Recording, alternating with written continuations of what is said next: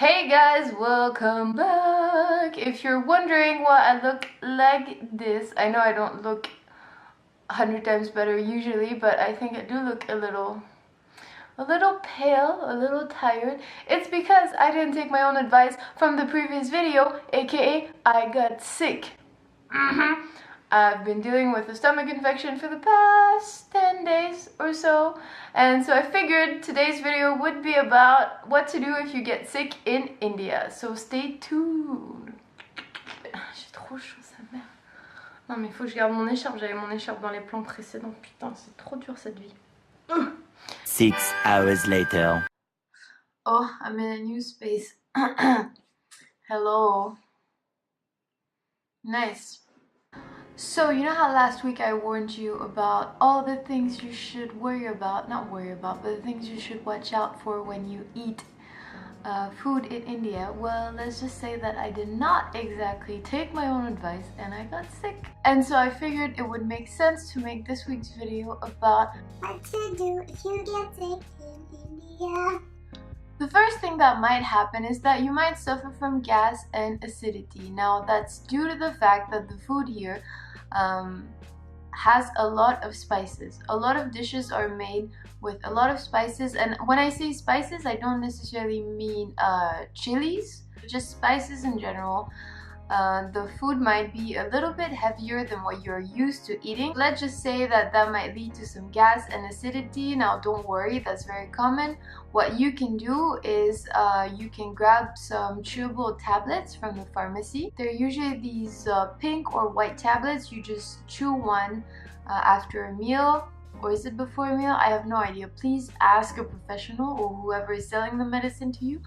But you just chew one and then you have a glass of water after that, and usually that will really help with your symptoms. The second thing you can do, and something I always travel with when I'm in India, is you can have one of these little packs.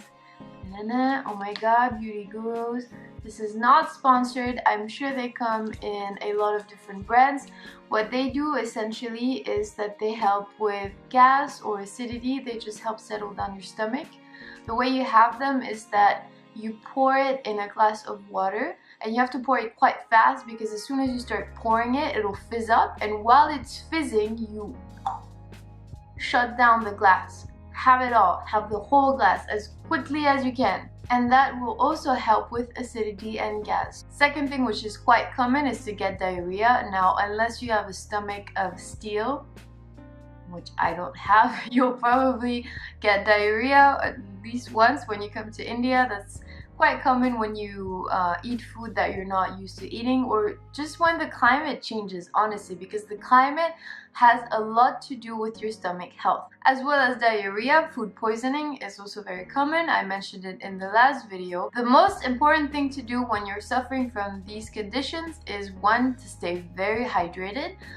Drink plenty of water. If you're not able to drink much water because it's not sitting well with you, what you can do and what you should do is have these packs of electrolytes mixed with water. These packs essentially help you rehydrate faster, and you can get them in any pharmacy. The second thing is to take plenty of rest and to just wait for it to pass. My advice would be, if it's possible for you, just stay put, wait for it to pass, and if you really need to move because you have a train or plane to catch, then by all means do take any medicine that can ease your symptoms and stop the diarrhea. But if you can avoid it, I think it's always best. Stay hydrated, wait for it to pass, wait maybe for a day or two, but if after 2 days your condition is still as bad or it's not improving at all, then do go see a doctor. Don't wait too long, don't wait 3-4 days like I've done. Don't do that. Go see a doctor before that, because it might be more severe. It might be a stomach infection, and in that case you definitely want to go see a doctor and seek medical help. Another common thing which might happen is you might get quite uncomfortable in your throat, or you might get headaches because of the pollution and the dust in general. Depending on where you are and when you come to India, the pollution levels and the dust levels as well might be higher or lower. What I would suggest is to get one of those pollution masks. Let me get in. I'm a YouTuber with props now. I always carry one around with me and I wear it on most days because I live in New Delhi and New Delhi is quite a polluted city. So I would advise just buying one in a store. They're pretty cheap. You might not need them, but at least if you feel like you need them, you'll be more comfortable. In terms of treatment for these conditions, I mean, sore throat and headache, whatever you usually would do at home, I guess. I like a good tea with lemon, ginger, honey, yeah, some mixture like that. And then for the headache, if it's really, I'll usually try to let it pass as well, but if it's really bad, then I'll just get some sort of paracetamol. Another important point is to listen to your body. Just because you're coming to India and India is sort of has this image of, you know, oh, you're gonna get sick when you come and travel here, doesn't mean that you're necessarily gonna feel bad during your trip.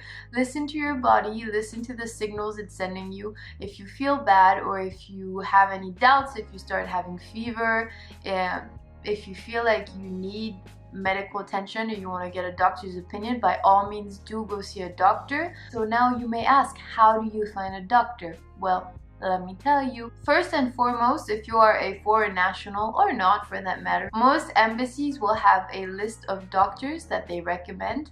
You can go on the embassy website and check it out. I've personally never used the list of doctors recommended by the French embassy because I'm a dumbass and I never thought about looking at that list, and because there are plenty of good doctors in New Delhi anyways. But you know, if you are feeling a bit uncertain and you want to be really reassured, you can always look at those lists. I think every embassy has them. The second thing you could do is you could contact your insurance companies. I think that some insurance companies have a list of doctors or hospitals that they recommend based on destinations. The third thing you can do is that you can use Practo. It's a website that has a list of doctors per city. So basically you just search what type of doctor you're looking for, or I think you can even type your illness or the symptoms you're having and then it will tell you what type of doctor you should see.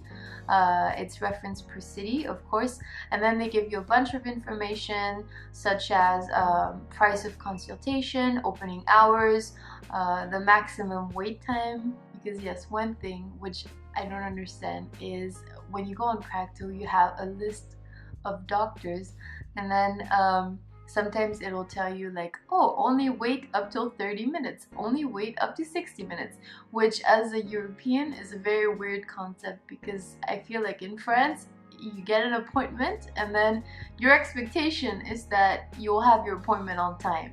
And no one would ever advertise the fact that, oh, you won't wait more than 60 minutes in my clinic. But I do understand that that is because some doctors function on a first come first served basis. So essentially they will give you their opening hours and then you can come in at any time.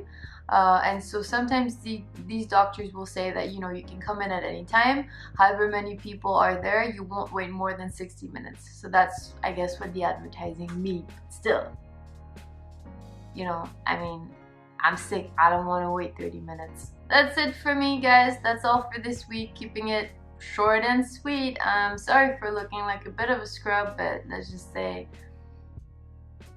I've spent the past 3 days in my bed, so yeah. And don't worry, you'll make it out alive, I promise you. We all go through this and we all make it back stronger than before, or maybe not. I think in my case it just messes up my stomach every time. So anyways, see you guys next week.